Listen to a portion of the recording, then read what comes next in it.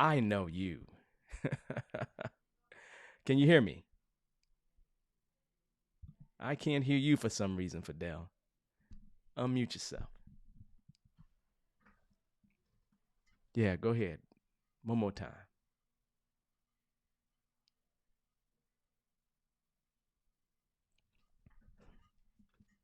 Can you hear me better now? I can hear you now. How are you doing, my friend? How are you? I'm great. I'm doing great. Thank Man, you. you know I'm always good. For those that don't know, I actually worked closely with Fidel back in the day. How long ago was it? Probably 2, 3 years at this point. It's almost 3 years. Almost three So years, thank yeah. you. And Fidel was, here's now I'm gonna get some accolades here before I go anyplace else, since I've worked with you before, Fidel.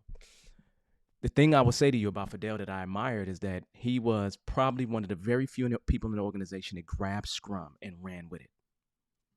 Like, I worked with several Scrum Masters there, right?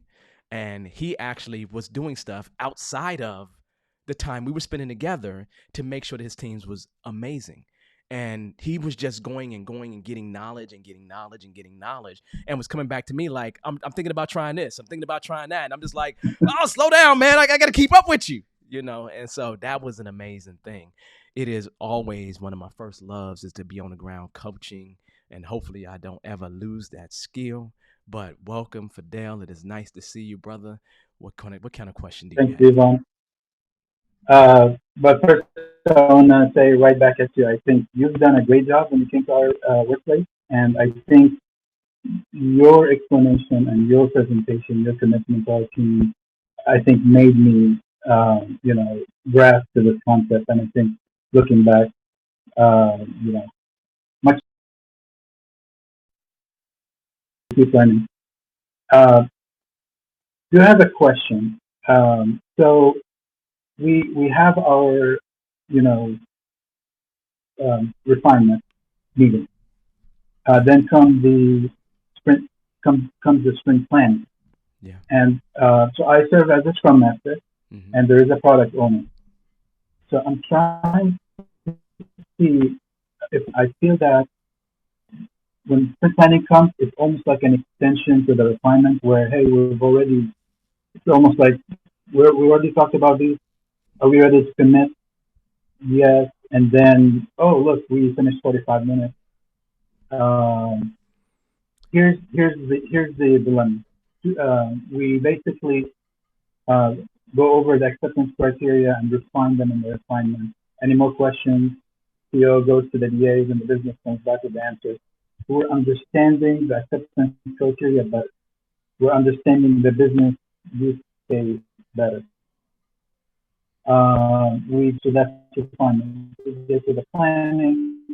We say, okay, we are committing enough. We're within our velocity, so we're good.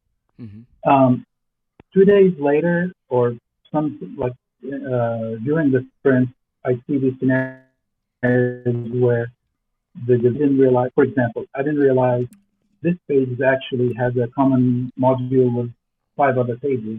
So Mm-hmm. now I'm stuck. I have to kind of find my workaround that.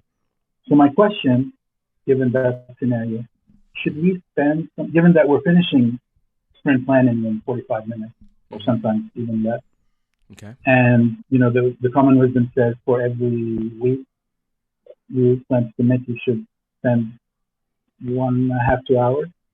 So should we commit some time, or should we utilize some of this time for like technical talk, where we talk to the developers, hey, let's look at the page, let's look at the code, let's discuss how we're going to tackle this, like what's our strategy Mm-hmm. to like write this module that is Mm-hmm. needed here.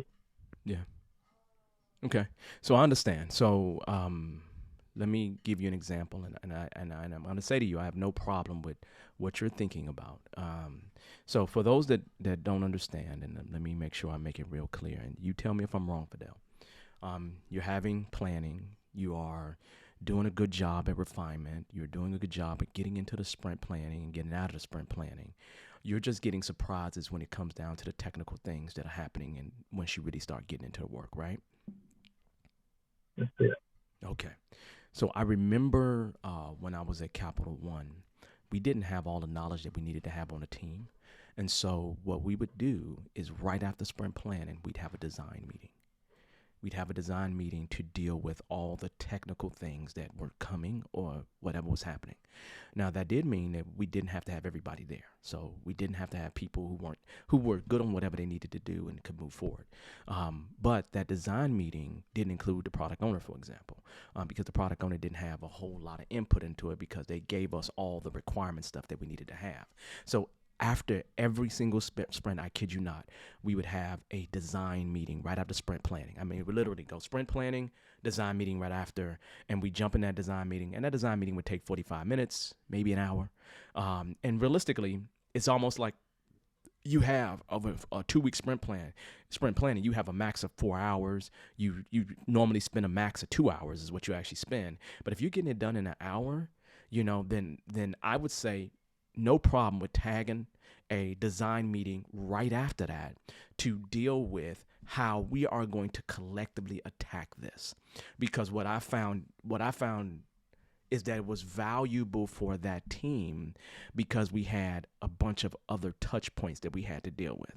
And we could say we can deal with all those touch points in planning, but it's really almost an extension of sprint planning for you.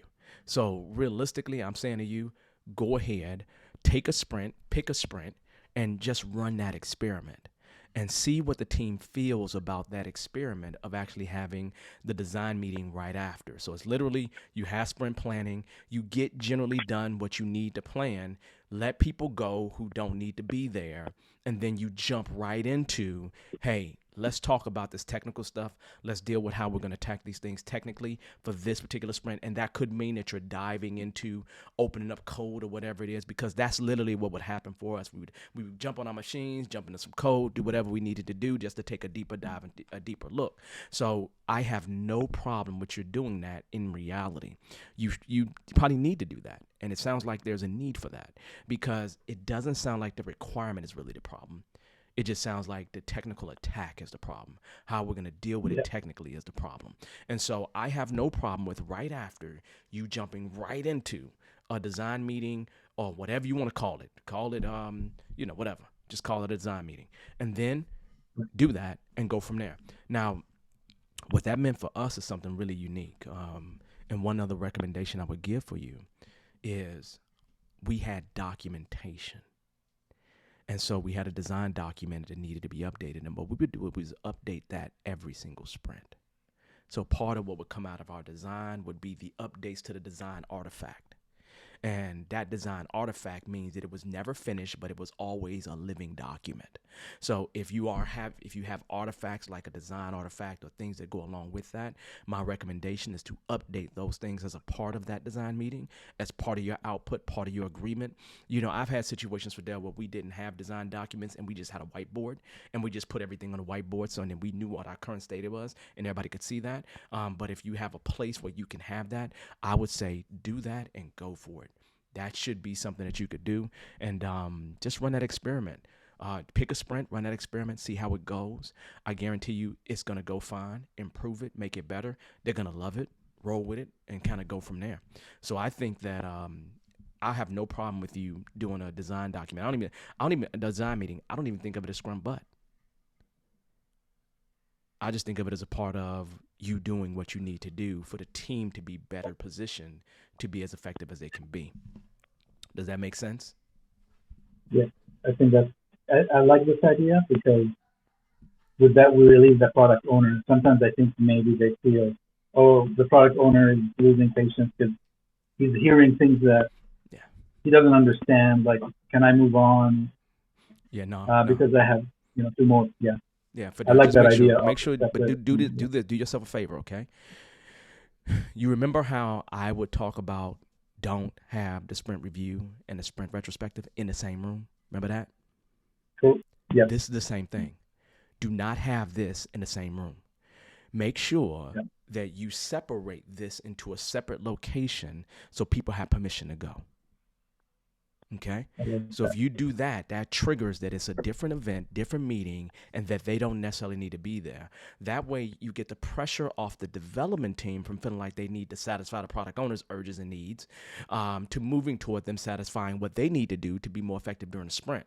And so you separate that by separating rooms. So just make sure you make a distinctive difference between the two.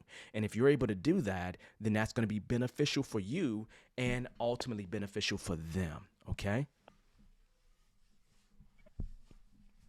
Great. That's good, man. Now you know Thank you you, know you Devon. you know you can get in touch with me anytime, my friend. You know that, right? Yeah, Man, I appreciate you. but it's Any good other to see you questions? and talk to you. No, Yeah, I think same. that's it. I think that's something I'm going to experiment with for Yeah, sure. well, let me know how the experiment goes, and you know what I would love? I would love for you to come back here after you've run that experiment a few times and Yeah. tell us how that experiment went. Because it's one of those things where I've tried these things before. You know, I could be completely wrong about what I'm telling you, and I'd like to know if it went well or didn't go well. I think it's going to go super well for you because I know how you are. So, my brother, I appreciate you, man. I'll see you. Thank I'll see you. you soon. Okay. I will see you soon. Thank you, Devon. All right. Have a good one, Fidel. You too. All right, that was excellent. I actually enjoyed that. It's always good to see people that I've worked with, and yeah, that's always a good thing. You know, I feel like a proud papa, especially when it comes to Fidel, because I remember how enthused he was about Scrum, and I remember how enthused I was, right? And so that's excellent, man. I can't say it a better way, right? And for those who have asked questions, we are going to create a book list. We are going to make sure that the community is available to you. Just know February 1, the community will be available. Okay. And I will be sending information out about that. You will know during the show exactly where to go to join that community. I just need to get a few other things, you know, crossed, dotted, all that other kind of stuff. And I'll make sure that's available to you. But we will make sure that there's a recommended book list there for anybody who needs to consume that kind of information.